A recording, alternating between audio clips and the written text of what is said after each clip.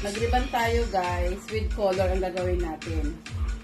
Siyempre, unahin natin yung kanyang ribbon. Ito yung kulay na buhok niya guys. Actually, hindi siya masyadong kulot na kulot eh. Ribbon, ano na siya eh, wave lang yung pagkakakulot niya. So, ayan. Ayusin lang natin siya paano ano. Tapos, gawin na natin siyang shiny mamaya. Ganyan na. Kasi meron siyang mga white hair na. Kaya, iayusin lang natin yan guys. Bago natin siya i-ribbon, syempre, lagyan natin siya ng balakal.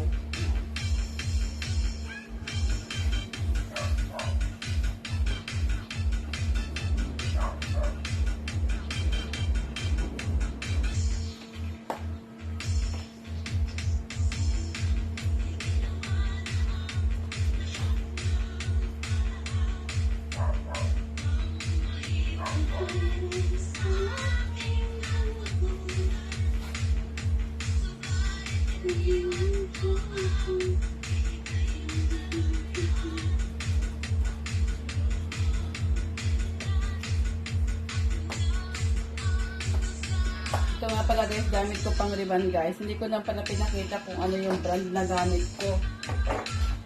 Kahit ano naman brand ng pang ribbon guys, nasa sa inyo naman yung ano kung paano sila i-handle, paano siya mariribbon ng maganda. Hindi ko lang pinakita yung branded ng aking ribbon din, pang ribbon ko. Yung gamot. Yung pangalan ng gamot. Ayun. Yung pang ribbon.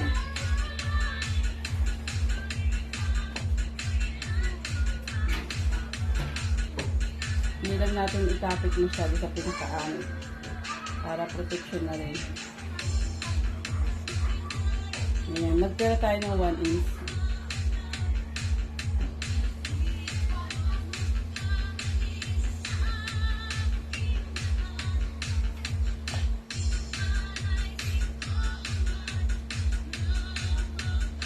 Mamaya guys, tingnan natin yung resulta pagtapos guys.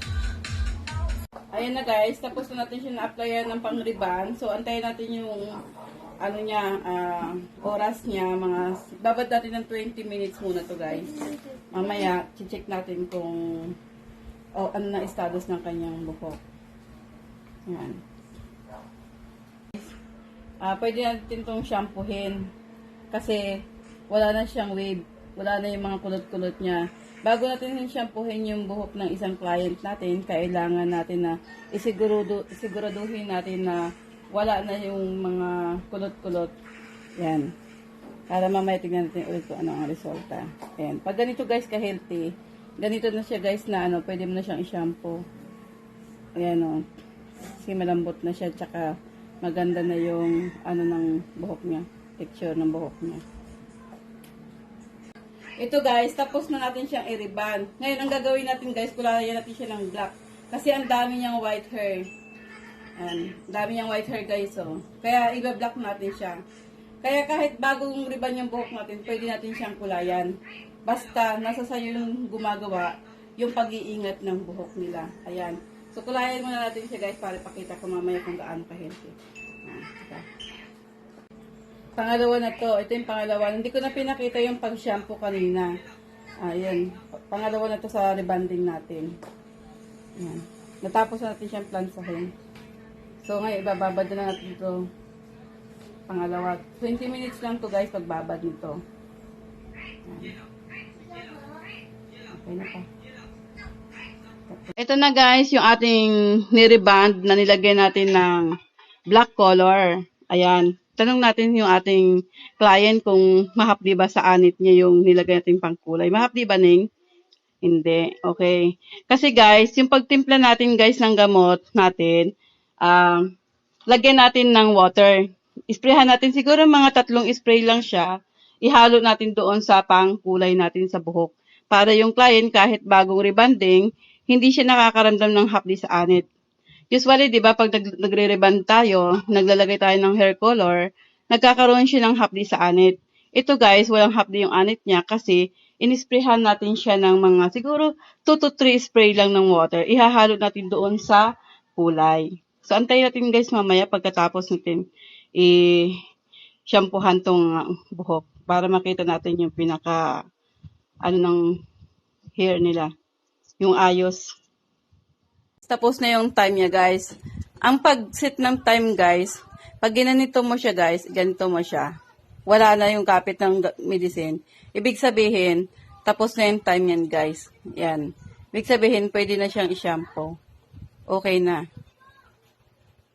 Guys, yung tapos na yung ating buhok na rebonding with color black. Wala na yung white hair niya guys. Di ba kanina puro white hair yan? So, ito na siya guys. Tapos healthy oh. Anong masabi mo, Ning? Tignan mo, Ning. Madulas ba? Ayan guys. Wala siyang damage. Maganda yung buhok niya. At saka, healthy talaga siya guys. So, ito na siya. Kahit na ganyan-ganyan niya pa yan, wala na. Oh, ang ganda. May bumubulong doon, maganda daw. Baka gusto rin magpagawa. Ayan na siya guys. Ayan guys, maraming salamat po sa inyo. Kung gusto niyo po yung aking video, follow po sa aking YouTube channel at saka syempre dito sa Facebook. Kung marami po kayong gusto panoorin, tingnan niyo na lang po sa aking YouTube channel. Thank you very much po. Bye-bye.